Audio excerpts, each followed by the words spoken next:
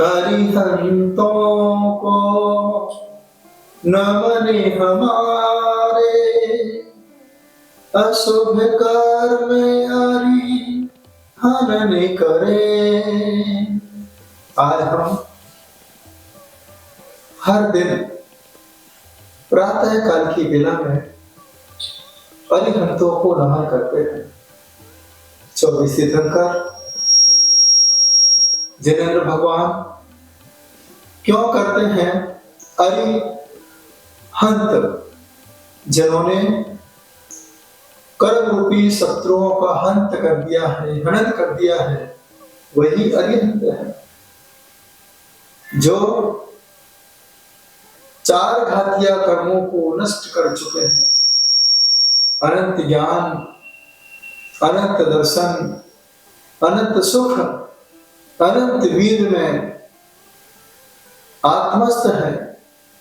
ज्ञानावनी, दर्शनावनी, मोहनी और अंतराय कर्म को जिन्होंने नष्ट कर दिया है, ऐसे अरिहंत भगवान जो प्रातः काल की बेला में जिनेंद्र भगवान के दर्शन करता है, वह इंद्रियों को जीत लेता है, इंद्रियों पर विजय प्राप्त कर लेता है। उसकी इंद्रियां फिर कभी भटक नहीं सकती हैं, क्योंकि उसने सबसे पहले जिनेंद्र भगवान को देखा है। क्योंकि जिन्होंने इंद्रियों को जीता है वही जिनेंद्र हैं। और आप प्रातः काल की बेला में सबसे पहले अरिहंत भगवान को देख रहे हैं, जिनेंद्र भगवान को देख रहे हैं। हे प्रभु, जिस प्रकार से आपने इंद्रियों पर कंट्रोल किया है, मैं भी अपनी इंद्रियों पर कंट्रोल कर सकूं। इसलिए हाय हेलो छोड़िए, जय जिनेंद्र बोलिए। जिनेंद्र भगवान जिनकी आराधना 100 इंद्रों के द्वारा होती है, जो आत्मस्थ है, जिनके दर्शन करने से पापों का नाश होता है। दर्शनम दैवदेवस्य दर्शनम पापनाशनम, दर्शनम स्वर्ग सोपानम, दर्शनम मोक्ष साधन। दर्शन कैसे करें? आज मंदिर में सभी जाते हैं, लेकिन मंदिर को मन के अंदर कुछ लोग ही लेकर के जाते हैं।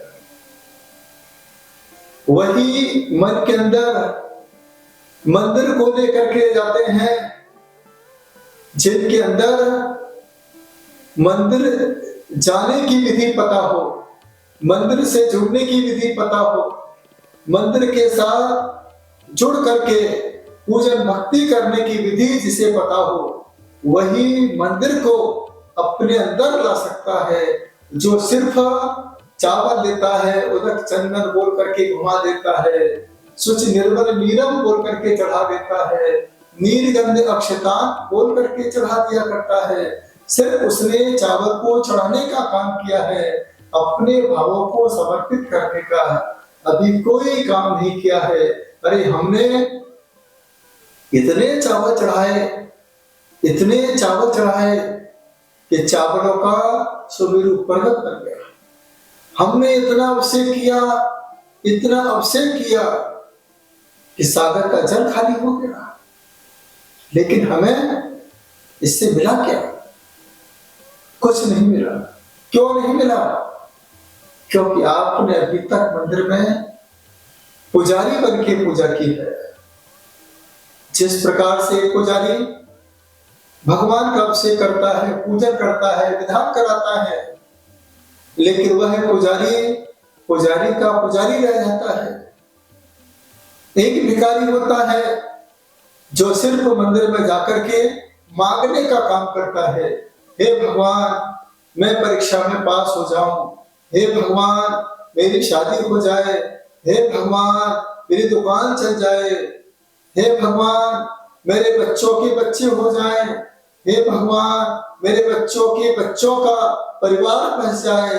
सिर्फ हमने भिखारी बनकर के मांगा है। मैं आपसे कहना चाहता हूं, आप जब शिखर जी जाते हो तो वहां पर भिखारी भी मिलते हैं, पुजारी भी मिलते हैं और अधिकारी भी मिलते हैं। भिखारी सिर्फ मांगता है, उसे चावल मिल जाते हैं, पैसा मिल जाता है, वह खुश हो जाता है।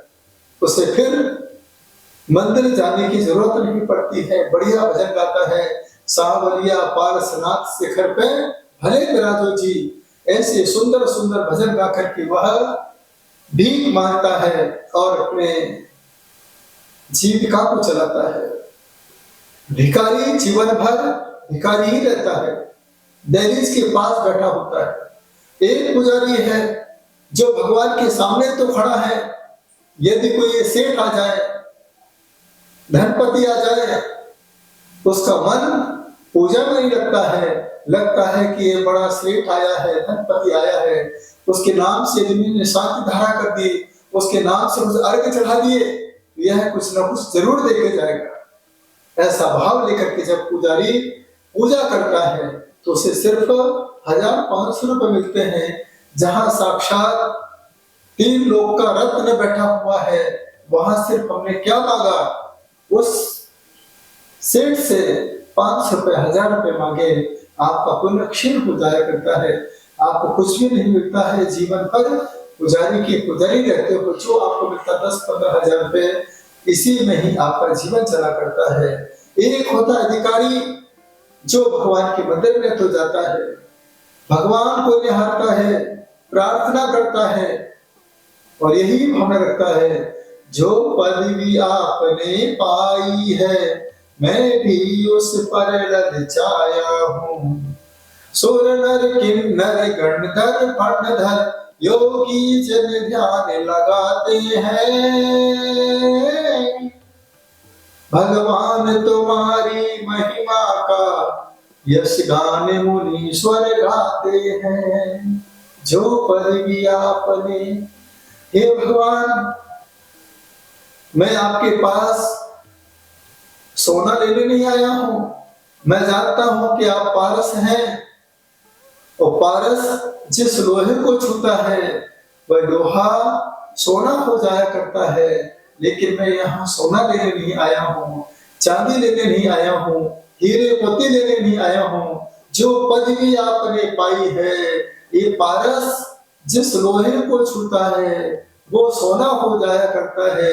मैं तो पारसनाथ को छू करके स्वयं पारसनाथ होने के लिए आपके दरबार पर आया हूँ। जो पदवी आपने पाई है मैं भी उस पर ललचाया हूँ।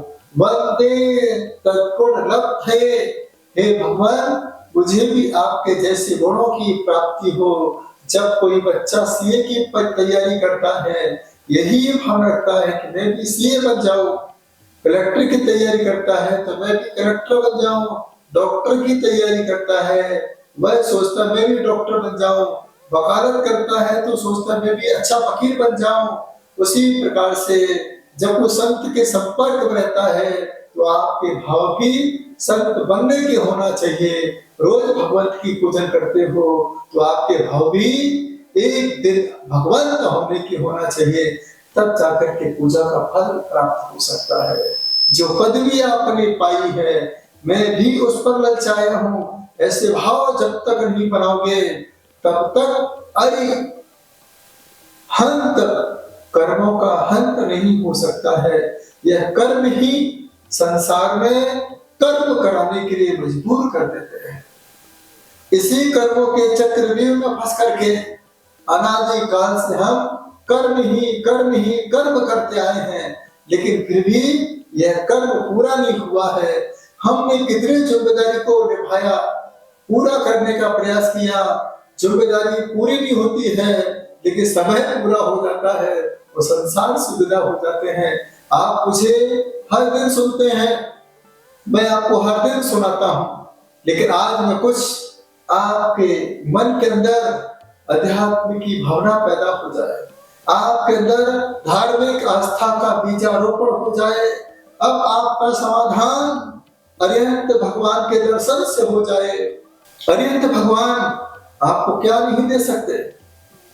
जब अष्टानिका की पूजन में 8 दिन तक देव नंदीश्वर जाकर के पूजन करते हैं, उसी पूजन के फल से देव गति का सुख प्राप्त करते हैं।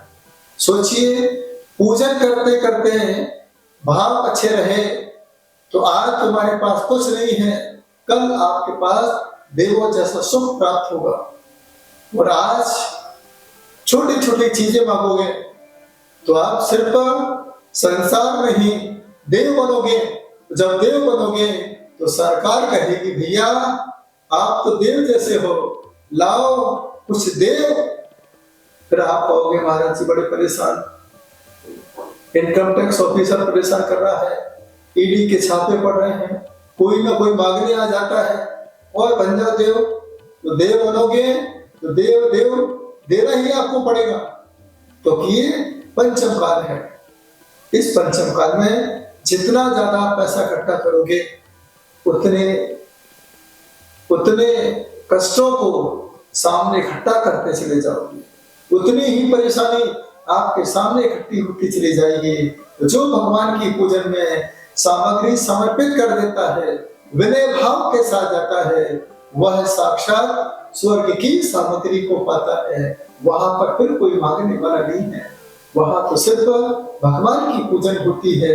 आत्मीयता समर्पण के साथ हम भगवान की भक्ति में समर्पित हुआ करते हैं। हमारे विमानों में भी अकृत्रिम चर्चा हुआ करते हैं, भगवान फिर आपको नहीं छोड़ सकते। एक ही भावना भाई है, जिन्हें भक्ति जिन्हें भक्ति जिन्हें भक्ति दिने दिने सदा विस्तु सदा विस्तु सदा विस्तु। जिन धर्म विनिर्मुक्तो मां भवे चक्रवर्ती चाचेष्टोपि नरेंद्रोपि जिन धर्मानुवासता। मैं बच्चों से कहना चाहता हूँ, जो बच्चे उठते ही पैसा पैसा पैसा पैसा करते हैं, लेकिन पैसा कहता है प्यासा प्यासा प्यासा प्यासा, मैं तो प्यासा हूँ, तुम्हारी प्यास कभी पूरी नहीं कर सकता हूँ क्योंकि मैं खुद प्यासा हूँ। पैसा करने से कोई फल नहीं मिलेगा। उठते ही साथ पैसा, गाड़ी स्टार्ट करते ही पैसा, ऑफिस में बैठे हो तो पैसा, कोई ग्राहक आया तो पैसा, रात को सोने के पहले पैसा, सपनों में पैसा। उस पैसे को याद करते करते तुम्हें क्या मिला?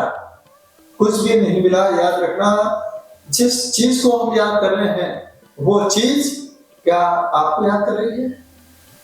जब नहीं कर रही है तो ऐसे को याद करने से क्या फायदा? तो आज एक सूत्र आप अपने मन में बिठा कर रखिए, जो पदवी आपने पाई है मैं भी उस पर ललचाया हूं। ऐसी भावना जिस दिन तुम्हारे अंदर समाहित हो जाएगी उस दिन आपके जीवन का कल्याण हो सकता है। नमो अरिहंताणम, यही जाप करो, इसी जाप के साथ जुड़ते रहो। ये वो अरिहंत भगवान हैं जिनके अंदर एक गुण नहीं, दो गुण नहीं, पूरे 46 मूल गुण हुआ करते हैं। जैसे ही वह धरती पर आते हैं, धरती पर आते ही जन्म के 10 अक्षर हो जाया करते हैं। जैसे ही उनके अंदर केवल ज्ञान प्राप्त होता है तो केवल ज्ञान के 10 अक्षर पैदा हो जाया करते हैं और देव देख करके आनंदित होते हैं, प्रसन्नचित होते हैं। तो 14 देवकृत अक्षर पैदा हो जाया करते हैं, अष्ट प्रत्याहार से सुसज्जित हो जाते हैं, अनंत चतुष्टय के धनी। इस प्रकार से अनंत भगवान 46 मूल गुण के आधारित हुआ करते हैं। इनके मूल तत्व को पहचान लोगे, मूल गुणों से जुड़ जाओगे, यह मूल गुण आपके साथ जुड़ जाएंगे। यही मूल गुण आपके लिए मूल धन का काम करेगा। फिर आपका मरण संसार के साथ नहीं, अरिहंत की भक्ति करते करते आपका मरण समाधि के साथ हो सकता है। हर समय अरिहंत की भगवान की भक्ति करें। अरिहंत देव स्वामी शरण तेरी आए, यह भावना बना के रखोगे, नियम से आपके जीवन में आपकी आत्मा का अरिहंतों को नमने हमारे, अशुभ कर्म अरि हनन करे। आज हम हर दिन प्रातः काल की बेला में अरिहंतों को नमन करते हैं। 24 तीर्थंकर, जिनेंद्र भगवान, क्यों करते हैं? अरिहंत, जिन्होंने कर्म रूपी शत्रुओं का हंत कर दिया है, हनन कर दिया है, वही अरिहंत है। जो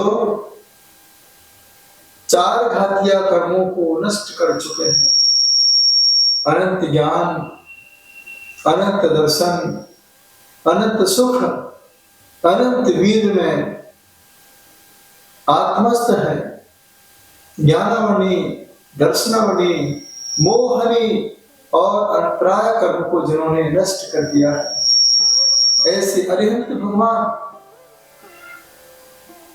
जो प्रातः काल की बेला में जिनेंद्र भगवान के दर्शन करता है, वह इंद्रियों को जीत लेता है, इंद्रियों पर विजय प्राप्त कर लेता है। उसकी इंद्रियां फिर कभी भटक नहीं सकती हैं, क्योंकि उसने सबसे पहले जिनेंद्र भगवान को देखा है। क्योंकि जिन्होंने इंद्रियों को जीता है वही जिनेंद्र हैं। और आप प्रातः काल की बेला में सबसे पहले अरिहंत भगवान को देख रहे हैं, जिनेंद्र भगवान को देख रहे हैं। हे प्रभु, जिस प्रकार से आपने इंद्रियों पर कंट्रोल किया है, मैं भी अपनी इंद्रियों पर कंट्रोल कर सकूं। इसलिए हाय हेलो छोड़िए, जय जिनेंद्र बोलिए। जिनेंद्र भगवान जिनकी आराधना 100 इंद्रों के द्वारा होती है, जो आत्मस्थ है, जिनके दर्शन करने से पापों का नाश होता है। दर्शनम दैवदेवस्य दर्शनम पापनाशनम दर्शनम स्वर्ग सोपानम दर्शनम मोक्ष साधन। दर्शन कैसे करें? आज मंदिर में सभी जाते हैं, लेकिन मंदिर को मन के अंदर कुछ लोग ही लेकर के जाते हैं। वही मन के अंदर मंदिर को लेकर के जाते हैं जिनके अंदर मंदिर जाने की विधि पता हो, मंदिर से जुड़ने की विधि पता हो, मंदिर के साथ जुड़ करके पूजन भक्ति करने की विधि जिसे पता हो, वही मंदिर को अपने अंदर ला सकता है। जो सिर्फ चावल देता है, उधर चंदन बोल करके घुमा देता है।